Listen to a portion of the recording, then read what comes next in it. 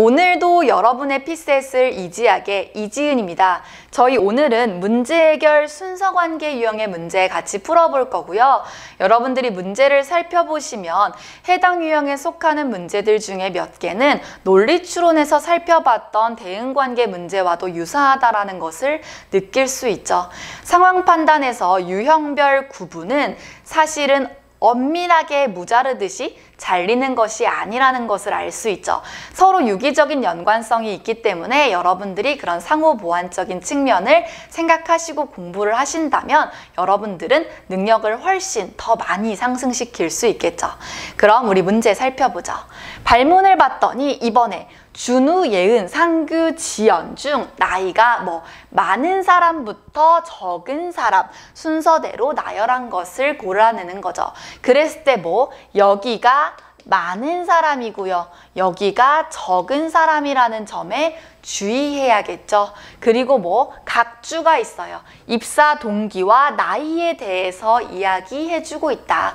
나이는 1월 1일에 한 살을 먹는 새는 나이를 적용한다라는 건 여러분들이 생일이나 만 나이를 따져가면서 고민할 것이 아니라 절대적으로 몇 년이 지났다의 나이만 확인하면 된다라는 것을 알 수 있죠. 그럼 우리 내용 확인해 보도록 하죠. 내용을 봤더니 일단 누구? 예은은 입사한 해의 입사 동기인 누구? 지연을 준우에게 소개해 주었으며래요. 그럼 일단 우리가 알 수 있는 시간의 지점이 예은이와 누구? 지연이가 둘이 입사 동기라는 건 예은이와 지연이가 입사를 한 시기가 같다라는 거죠. 그랬을 때 이 시기에 일어난 일이 또 뭐가 있어요? 예은이가 지연이를 이 시기에 준우에게 같은 해니까 같은 해에 일어난 일이죠. 지연이와 준우가 소개팅을 한 해라는 것도 알 수 있죠. 그리고 지연이와 준우는 1년 뒤 결혼하였대요. 이때로부터 우리 이 시점이 있고 그 다음 시점까지 1년이 지났고 이때 벌어진 일은 뭐예요? 지연이와 준우가 결혼을 했대요. 그쵸? 그랬을 때 결혼한 준우는 결혼 당시, 준우는 이때 당시 몇 살? 준우가 26살이래요. 하지만 지금 우리가 확인해야 할 것은 나이를 비교해야 돼요. 비교라 함은 같은 시기를 기준으로 나이의 많고 적음을 확인하라는 거죠. 그럼 여러분들은 시점을 통일해 줄 필요가 있어요. 그렇다면 우리 처음 잡았던 여기를 기준점으로 해야 이 1년 후라는 말 괜찮겠죠. 그랬을 때 이 기준점을 성립시켜 놓는다면 그렇다면 이때 결혼했을 때 준우가 26살 그리고 4살 연상이 누구? 지연이가 30살이라는 것은 우리 이 시점 기준시 잡고 나이를 통일해 주려고 하면 이때 지연이는 몇 살이에요? 1년 전이니까 29살, 준우는 25살이겠죠. 그 점 확인해 볼 수 있고 준우는 2년 뒤에 A사에 입사했대요. 결혼하고 2년 뒤에, 그쵸? 여기 2년이 더 지나는 거죠. 그쵸? 그랬을 때 준우가 A사 입사를 했대요. 그쵸?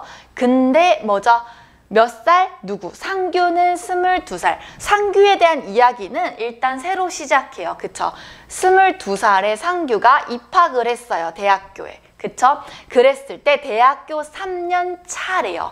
22년에 입학을 했다면 이미 그때 1학년이죠. 즉 22, 23, 24살 때 3학년이죠. 즉 24살에 지연이와 교제를 시작했어요.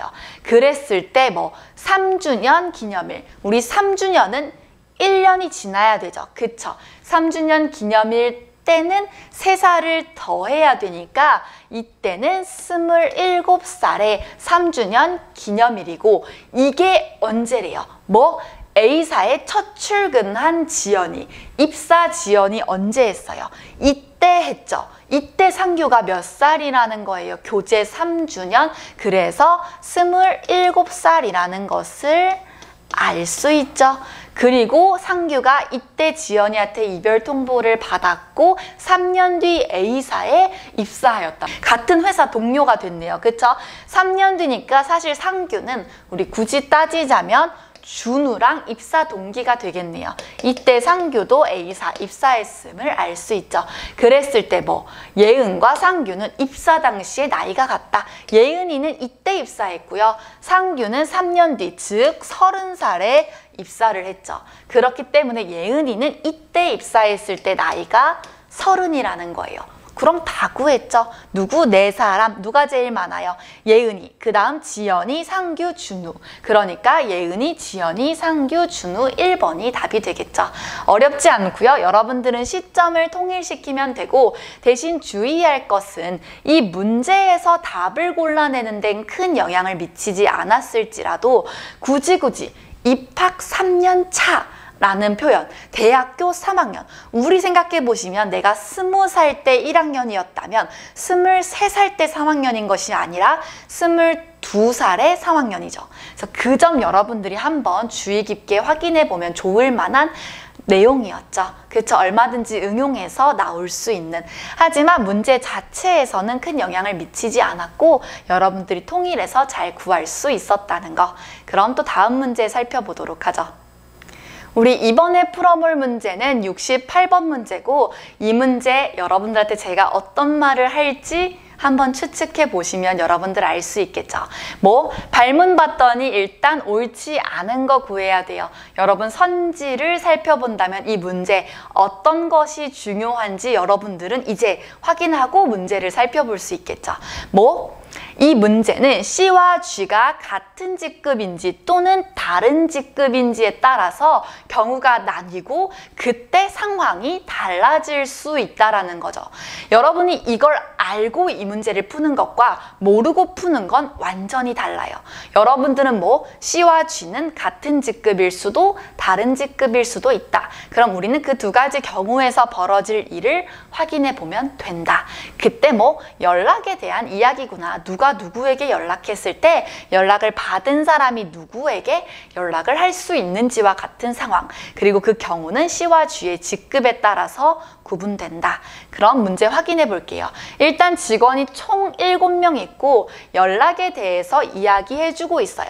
첫 번째 뭐예요? 바로 아래 하급 직원으로부터 연락을 받으면, 즉 자신보다 바로 아래 하급 직원으로부터 연락을 받으면 자신의 바로 위 상급 직원 한 명에게만 연락을 한대요.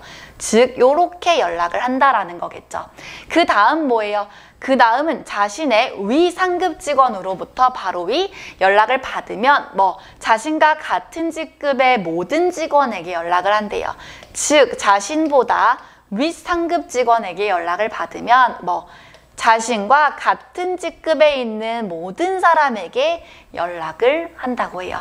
그리고 다음 뭐 자신과 같은 직급의 사람으로부터 연락을 받으면 같은 직급의 다른 직원 한 명에게만 연락을 한대요.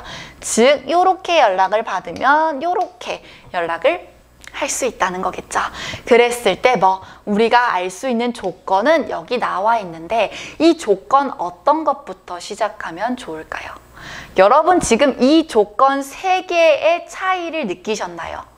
첫 번째와 맨 마지막 조건은 연락을 할 수 있는 게 단 한 명밖에 없어요. 근데 뭐 만약에 바로 위 상급 직원에게 연락을 받는 경우는 이 모든 경우 중에 유일하게 여러 세계, 물론 당연히 자신과 같은 직급이 한 명밖에 더 없다면 한 명에게만 연락하게 되겠지만 유일하게 여럿에게도 연락할 수 있는 상황이에요. 근데 뭐 여럿에게 연락한 상황이 여기 중에 한 가지 존재하죠. 뭐 만약에 C가 F에게 연락하자 F는 D와 E에게 연락을 했대요. 그러니까 뭐 이 조건은 다른 건 몰라도 이것만큼은 지금 이 상황이라는 두 번째 상황이라는 것을 알 수 있죠. 그럼 직급 어떻게 돼요? C가 F에게 우리 똑같이 해보면 연락하자 F는 누구와 누구? D와 E에게 연락을 했대요. 그러니까 F, D, E의 바로 위 상급 직원의 C가 존재한다라는 것을 알 수 있어요. 그랬을 때 뭐 우리 B와 D 얘기를 해요. B는 뭐 D보다 G급이 한 등급 높다. 우리 D 여기 있다면서요. 그러니까 C와 B가 같은 G급이라는 것을 알 수 있겠죠. 그 다음 조건 뭐예요? D가 B에게 연락하자. 즉 D가 B에게 연락했다라는 건 첫 번째 경우죠. 하지만 이렇게 연락을 했다면 B는 자신보다 바로 위 상급 직원 여럿이 있더라도 단 한 명에게만 연락해요. 확실한 것은 A가 B보다 상급 직원이라는 것이 우리 확실하죠. 그쵸? 그 다음 뭐예요? 마지막으로 G가 C에게 연락하자 C는 B에게만 연락을 했대요.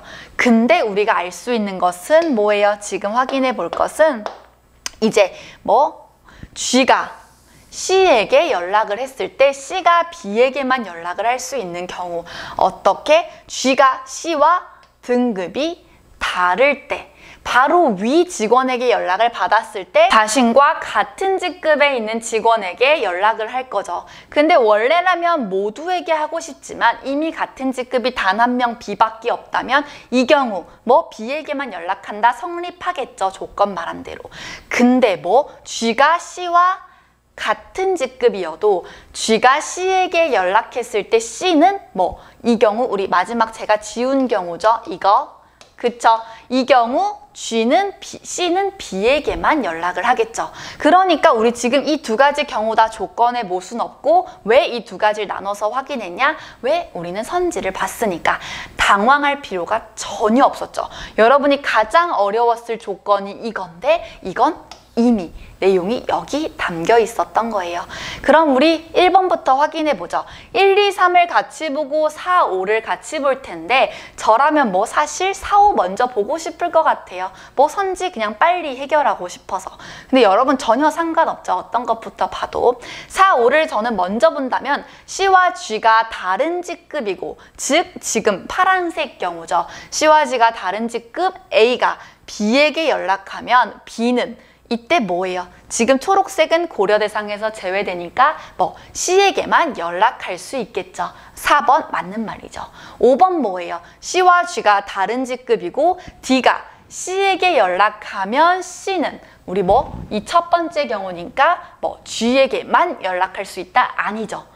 한 사람에게만 연락해야 하는 것은 맞는데 그 한 사람은 G일 수도 있고 A일 수도 있겠죠. 그렇기 때문에 정답은 5번이 되겠죠. 근데 우리 1, 2, 3번도 같이 확인해 보도록 하죠. 확인을 해본다면 이번에는 이 초록색 경우죠. 그랬을 때 같은 직급 D가 E에게 연락을 했다면 같은 직급에게 연락한 것이니까 E는 F에게만 연락할 수 있겠죠. 맞는 말이고 E가 C에게 연락을 한다면 바로 아래에게서 연락을 받은 거고 지금 우린 이 파란색 말고 초록색 경우를 살펴보는 것이기 때문에 이 경우 C는 A에게만 자신의 윗등급이 A밖에 없기 때문에 A에게만 연락할 수 있고요. 또 마찬가지로 이번엔 F가 G에게 연락을 하면 하나 위. 이때 마찬가지로 하나 위에는 A밖에 없죠. 그러니까 A에게만 연락할 수 있겠죠. 여러분이 이 두 가지 경우를 명확히 구분하시고 문제를 풀었다면 절대 어렵지 않게 정답 도출할 수 있었죠. 그래서 여러분 분명히 여러분들이 선지를 살펴보는 습관은 빛을 발하는 순간들이 굉장히 자주 찾아와요. 그래서 여러분들이 그 점 차분하게 확인하신다면 여러분들은 절대 능력 밖에서 문제를 어렵게 느낄 필요가 없었던 거죠. 그러면 우리 또 다음 시간에 다음 유형 같이 풀어보도록 하죠.